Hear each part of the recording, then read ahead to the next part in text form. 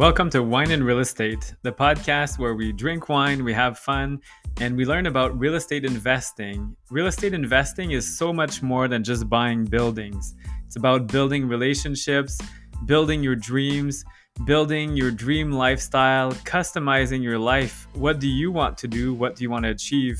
It's much more than money. It's more than getting rich. It's a different type of wealth. It's the wealth of time, the wealth of freedom.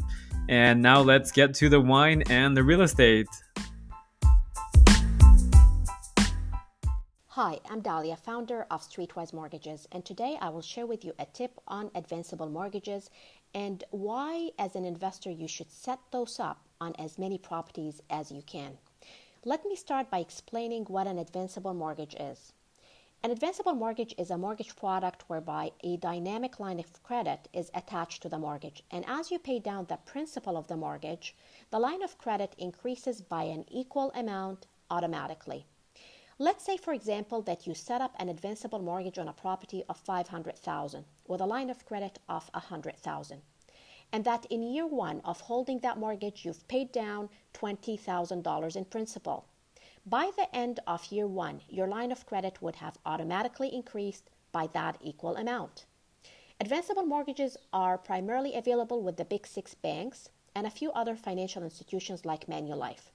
Some lenders, however, will not offer them for a property held in a holding company or on rental properties. And some require that you lock in a fixed rate mortgage for the mortgage component. So pay attention to the fine print. So what are the benefits to you as an investor? Due to the auto line of credit increase, you can re-access any equity you accumulated in the property through mortgage paydown without requalifying, and that is a key point. This is capital you can use for reserves, future down payment, or future investing. Also, with advanceable mortgages, you can hedge against interest rate increases by slicing the mortgage and the line of credit components. For example, you can have one component of your mortgage in a fixed rate and another component in a variable rate. Finally, this product allows you to roll the line of credit balance into a mortgage at any point in time. And as you pay down that mortgage, you reaccumulate the pay down on the line of credit all over again.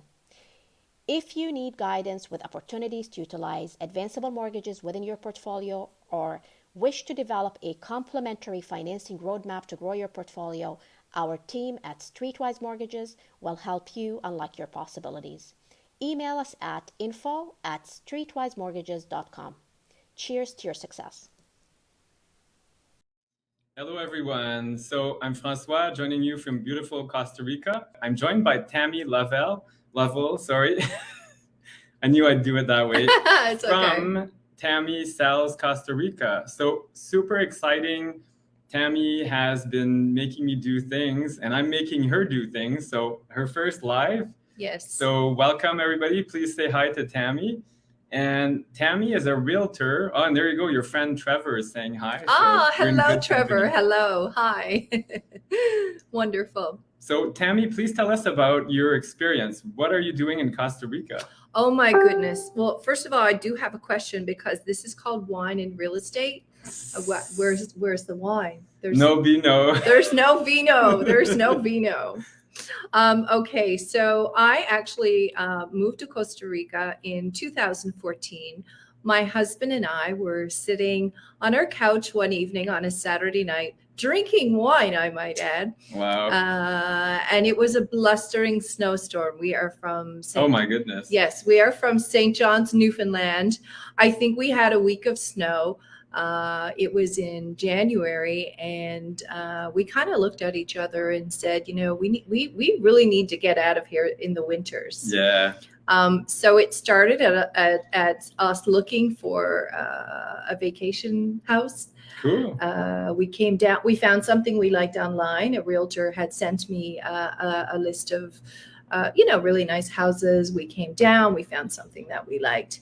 And then we decided to take the plunge and move here actually, because we really, really liked it. My husband was retiring at the time.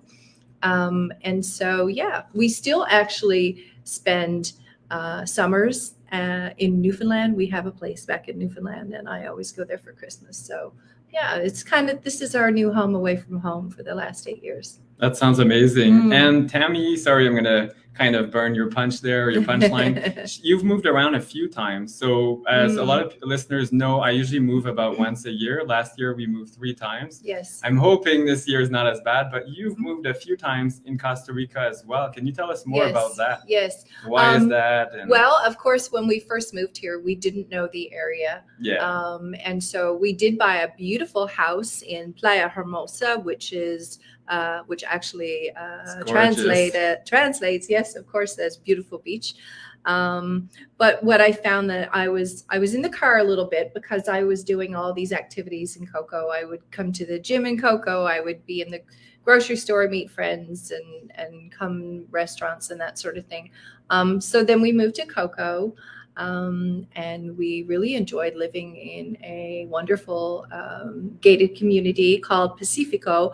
Had loads of fun there. But being in the real estate world, you see bigger and better. What happens, of course, is that, properties will come up, and then you want to try them out. So yeah, moved a few times. We're actually building a house now. Well, this is exciting. Yeah, so this will be the first time I've ever built a house. I'm so excited. Yeah. Okay, not even in Canada. Wow. I've never I've bought lots of properties in Canada, but I've never built a house. So I'm excited from scratch. About that. And the location, guys, you should see it. So Tammy, because you're in real estate, she has this nice neighborhood where she lives, and there happens to be pretty much one vacant lot. I don't think there's much else. There's not much else, no. So we were living in this neighborhood for a while and decided, yes, this is definitely where we wanted to be. So a lot came up and we purchased it, and now it's gonna happen. Very cool. So I know a lot of our listeners had some questions about investing in Costa Rica as a Canadian. Yes. There's a lot of fear out there. Is it like buying in the US? You need multiple levels of corporation because you can get sued and all kinds of issues. Or Mexico. Yeah. A lot of people have heard about Mexico. You buy and it's not deeded land. Yes. Yes. So can you tell us more about that? Like what's happening? I know it, but I'd love to hear it from you. Okay, absolutely. So of course, Costa Rica is one of the hottest destinations right now for tropical purchase. Everyone's buying as an investment, and the rental market is just on fire. I actually have friends that are looking for rentals for next year, and they are not able to find anything. I have a rental. I don't know if this is big enough, but anyway. Yes. I'm going to be sending them your rental. Perfect. Yes. So basically, of course, but purchasing real estate in Costa Rica is not unlike purchasing real estate in Canada. 85% of the everything here for sale is titled property, absolutely the same as in Canada. There is a section on the beach. It's called the Maritime Zone. So 200 meters from the beach, 200 meters from the water, is actually owned by the government, and it's called concession land, which I suppose back home we would consider more like crown land. Yeah, I guess the same concept. Of course, yes. So you don't buy an Algonquin Park for the Ottawa people, or what national parks do you have in Newfoundland? Oh, we have Terra Nova National Park. So you wouldn't build there. Yeah. So it's the same principle. Yeah. So the government actually owns the land. The government owns the land, but you can buy properties that are on the land. So you can buy a property, and it is, it's basically what we call it, in real estate, is concession property. And then you have to apply for the lease of the land. It could be a 20-year lease. It could be 25. It could be 30. So, of course, there is property to buy on the beach. Lots of beautiful, beautiful property. Understanding, though, that it is called concession land and that the government does own the land. You own the property, but the government owns the land. You may need to move your house at some point. So maybe get a mobile home. I don't know, on the beach. Not very sexy. No, it's good. And I have lots of clients actually that have purchased on concession as well. And they're fine. Oh my gosh, yes. No. So I mean, I suppose if you do some research, there would be instances, say, for example, if you didn't pay your taxes or something, that could be a problem, but no. So the process to purchase real estate in Costa Rica is not unlike the process in Canada. You find the property that you like, you make an offer on it with conditions, of course. Again, all done up in a purchase and sale agreement. And then the seller will come back and say, yes, they accepted, or maybe they want, to do some bidding, the bidding process. And so then when it comes time that both parties have signed off on the purchase and sale agreement, I then introduce you to a local legal team and a local escrow service. And then you have 10 days within the time frame of signing off to send your deposit. A deposit for real estate purchase in Costa Rica is 10%. Yeah, that's a big difference. In Canada, you can say 5,000, 10,000. Yes. Here it doesn't work. It's got to be that 10%. Yeah. So be prepared. US dollars as well. So yes, of course. To consider. Yes. Now, I see a question from a Facebook user. Sure. So it says, so foreigners cannot technically own land there, I guess only lease. So yeah, beachfront within 200 meters, it's really a lease, land lease, kind of like a condo if you think about it, like in Canada. Yeah, but that's condos. That only makes up 15%. So not to get mixed up with, can you own land here? Absolutely. So that only makes up 15%. So basically, the 200 meters within the beach is again owned by most of it, not in every area in Costa Rica, but most of it within 200 meters is indeed owned by the government. But everywhere else, it's all titled property. So the same as it would be in Canada. And the amazing thing, you can't see here because we're in my house, but if we were in Playa Hermosa or other places, it's quite, there's steep hills and extremely good views of the ocean. So you can live up on a hill like you did, I think, at some point. I did, yes. I mean, you see the ocean every day. So. Yes, absolutely. And there are some places, the area that I live, as a matter of fact, is called Las Palmas. So Las Palmas is a beach community within the town of Playas del Coco. And Las Palmas, we jokingly call it Little Canada. I'm probably going to get in trouble for saying this because, of course, there's people from all over the world that live there. But we do jokingly call it Little Canada.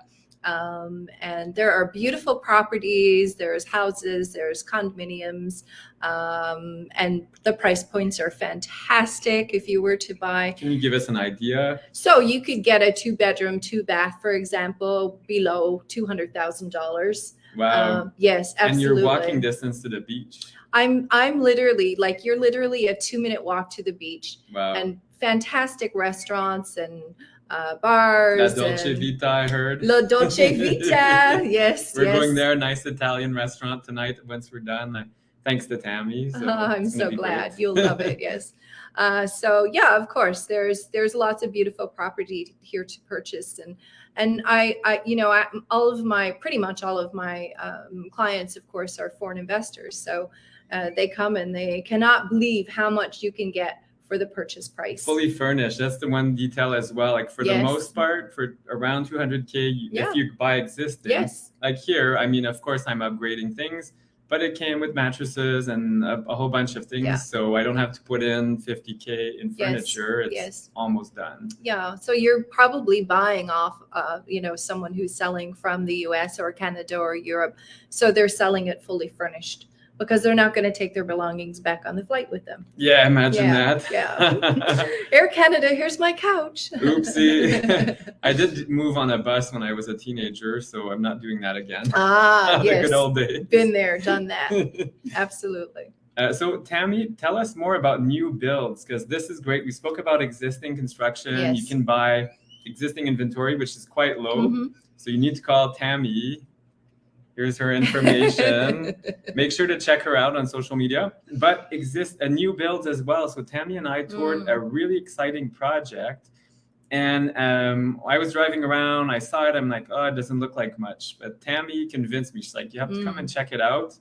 We went there, and you should see the yoga deck that's coming up at about 300 feet up in the air. You can see the ocean. Yes. You can get houses for what kind of range? 190 to 250. 190 to 240, 250. Yes, you can get a beautiful brand house. New. Brand new. And you pick the Yeah. finishes. So Yes. of course there's a bit of a style guideline outside. Inside you can go wild, put pink tiles everywhere if you feel like it. Yes. I don't recommend it for resale.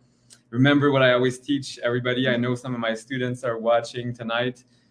You always have to be very liquid. Whatever you buy should be easy for resale. And I'm sure this applies. So infinity pools are great, but I mean, maybe not for everybody. So if you're an investor, think about what you do. And this is great. This project does allow you to customize it. Yes. Make it an investment-friendly purchase as well. Yeah, it's a beautiful community. It's called Monte Hermosa, which means beautiful mountain. It's at the entrance of Playas del Coco, literally like less than 2 kilometers, I do believe. I haven't driven it, so I don't know exactly.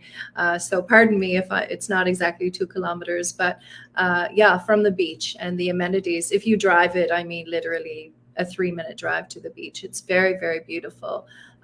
So it's a collection of, homes that you do follow, of course. I think the architect has 4 models, 4 or 5 models. And of course you have to follow the model, but you can decorate inside and pick your finishes. And yes, it's beautiful. I mean, it's a beautiful 2-story home. I don't know where you would get something for $200,000. You get a garage for that price now in Ottawa. Right. Yeah.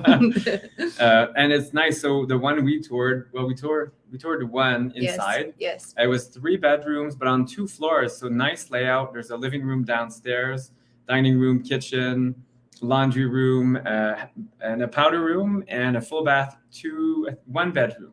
Then you go up, and then 2 bedrooms, full bath, and another living room which could be an office. So I could see myself doing some remote work from there. If you're a digital nomad, you can get the visa. I think it's 2 years as well. If you're a digital nomad, yes, that was a new rule actually that Costa Rica brought out since COVID in the last while, that if someone wanted to come and work here as a digital nomad, that's a new term, isn't it? It's really picking up. I'm enjoying it. I'm doing it this morning. I was invoicing and doing different things. I filled out some contracts for some new sponsors for the Right Club. Mm-hmm. So if your job allows you, why not come to Costa Rica and enjoy the cheap fruit? My goodness, we bought a watermelon, you can't see my hands, about this big, like really big, for about 50 cents.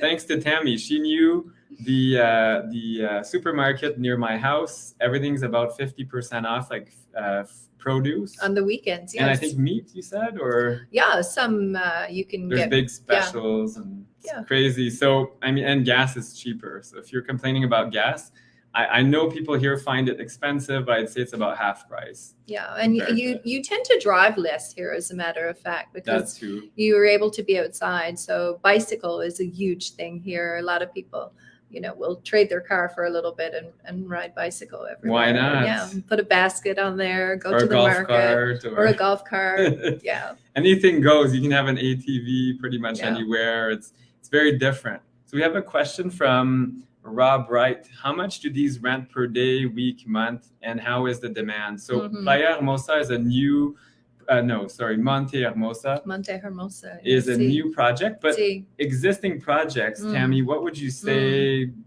on average that rent? What? Yeah, so if you have a property, for example, that you pay maybe $200,000 for, 2 bedroom, 2 bath, you're probably going to rent it between $120 to $150 a night.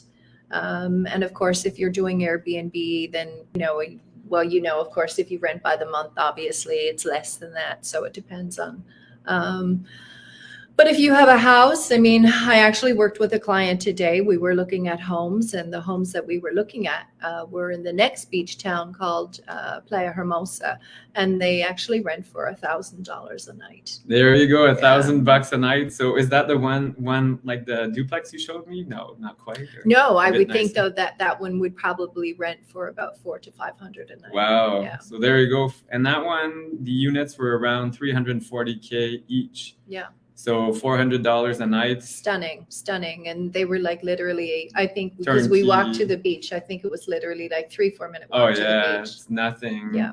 And imagine, so if you investors know about the 1% rule, let's say you buy a place for $400,000, you want to rent it for $4,000 a month. That's 10 nights. So if you do 15 nights, that's Yeah. gravy. I mean, you can buy your helicopter or whatever you want. I know, honestly, and a lot of my clients, they're just jaw dropped about the prices, because you could go somewhere like Malibu or San Diego or along the coast, and you're paying millions for the exact same property. Yeah. So yeah. And the water's awesome here. We've been drinking water a whole week now, and we've been fine.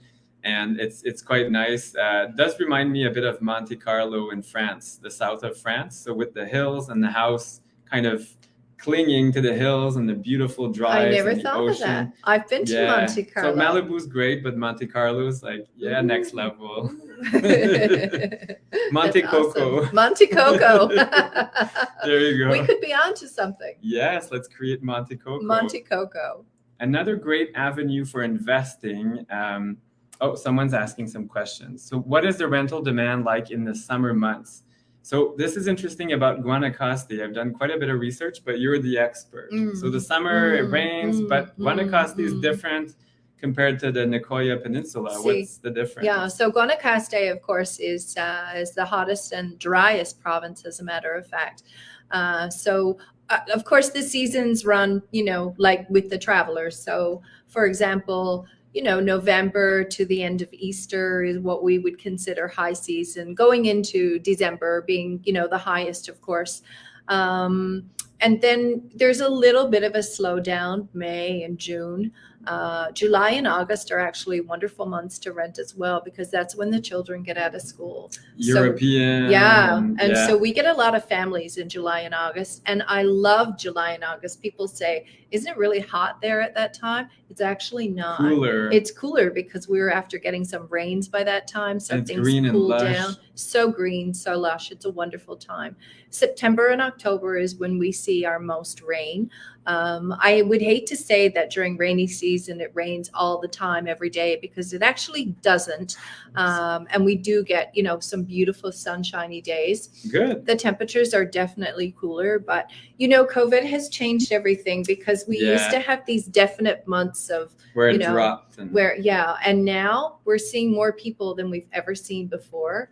Anytime. So it's interesting. Yeah. I mean, the biggest issue we have is the demand and inventory. That's a good problem to have. Inventory, is getting low. So if you want to buy Costa Rica, you better come now. And a lot of your listeners have been looking at Florida. I have been for about a year and a half now. It's impossible to get a property. It's bidding war. And places you would pay about $1 million in Florida are about $300,000 here, US dollars. Yeah. Seriously. Yeah. And they're not like here. You can walk to the beach, Florida. You're an hour from the beach driving. So, I mean, there's a big advantage. I see Barb is asking about healthcare and dental. So you had an awesome story. Medical tourism is awesome. Ooh, it's interesting actually, because Barb, I wear Invisalign at the age of 29. Okay. 53. 31. 31.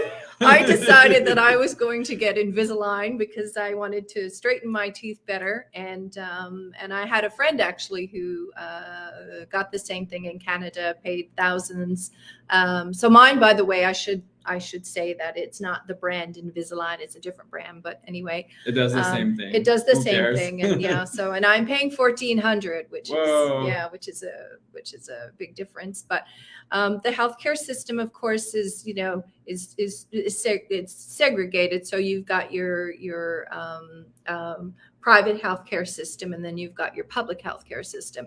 And if you are a resident here, then of course you are entitled to the public healthcare service, just like back home. In Newfoundland, we call it the MCP program. So I guess you have Ontario Health. OHIP, Ontario Health Insurance Of course, program. So it's kind of like the same thing.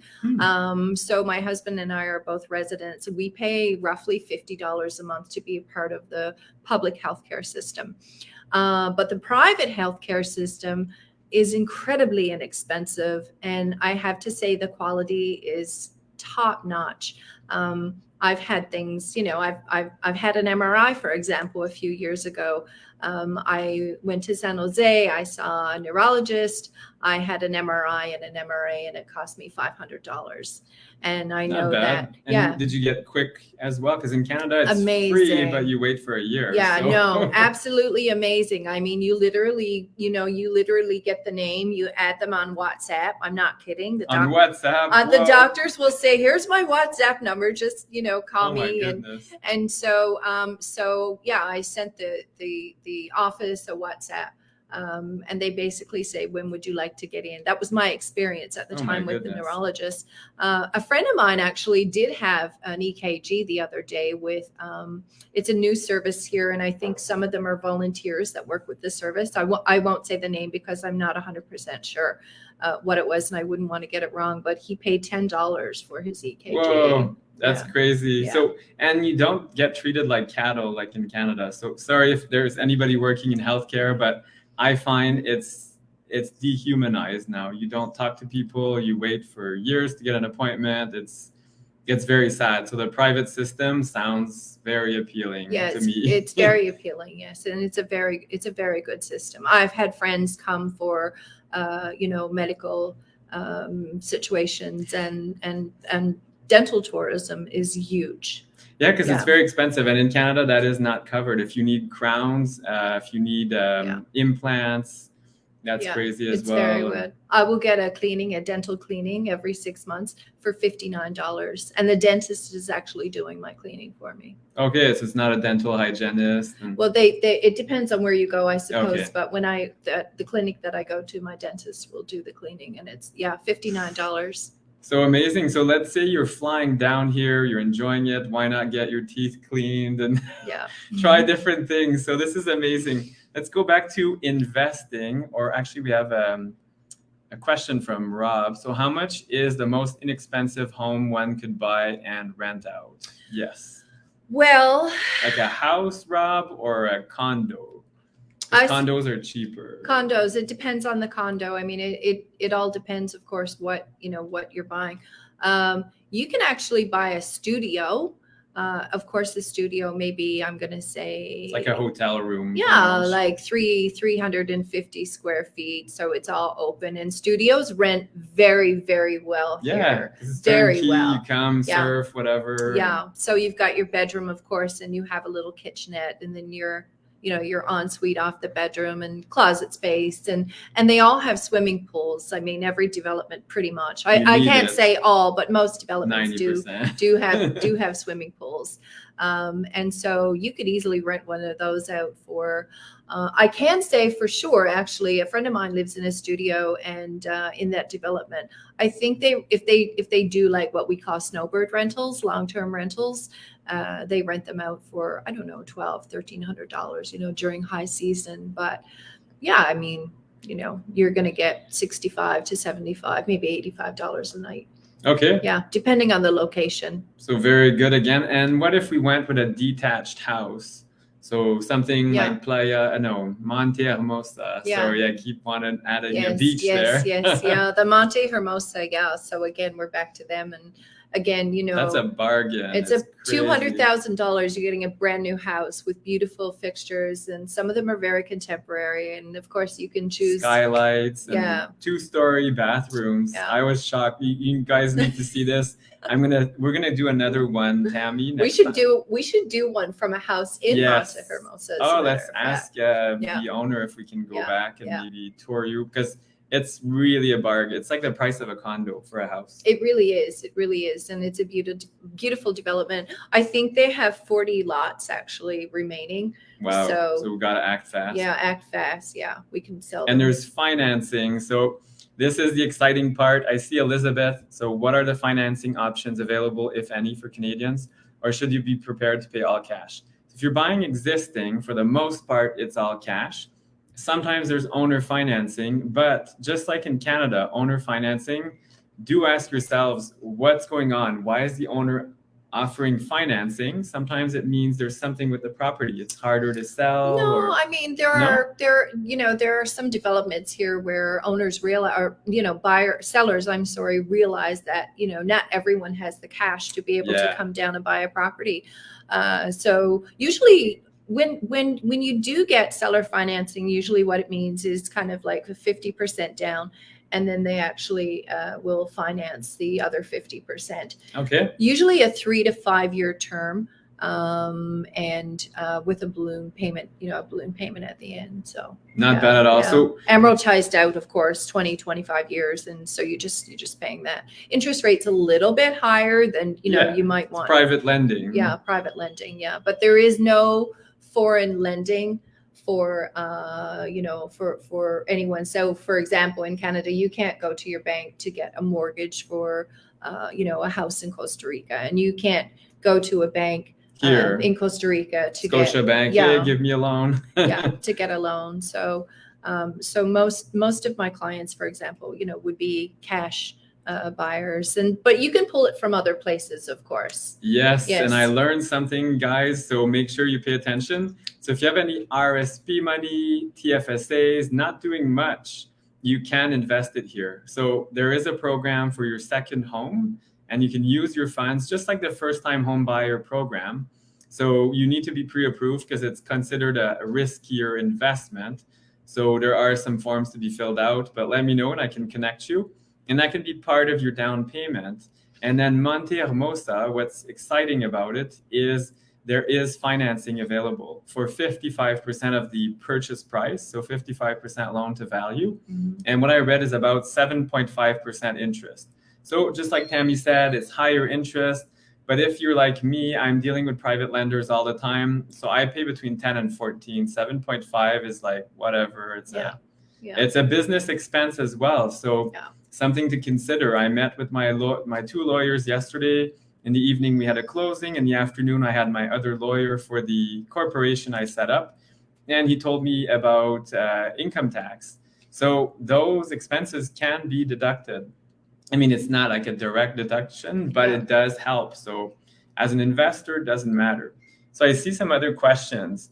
I've never been to Costa Rica. Is it safe for Canadians? Can you walk around at night without any issues? People are thinking about Mexico or Dominican. Of course, yeah. And so I come from Newfoundland, where of course it's very safe and small town, and I grew up with leaving my doors open, and it's very, it's very safe to do that. It's very safe province and salt of the earth people and such a wonderful place. So it's funny, when I moved here, people would ask me what's it like to live in Costa Rica?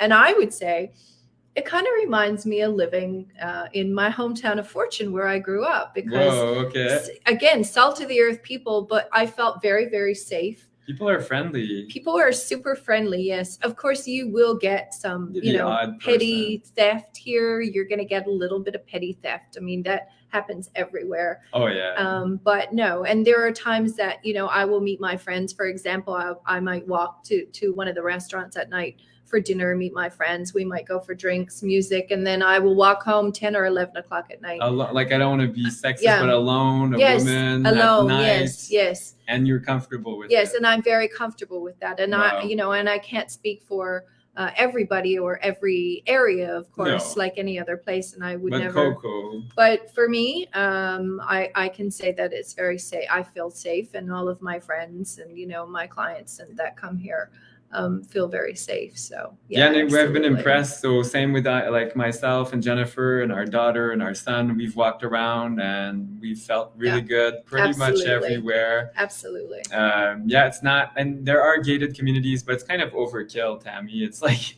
it's very American. Like even here, there's an electric fence. I don't really know why, but it's there, I guess. I think it's more like the mentality. I mean, I do not live in a gated community, and I never have an issue with that. We're building our house not in a gated community. So, it's on a street and anybody can go.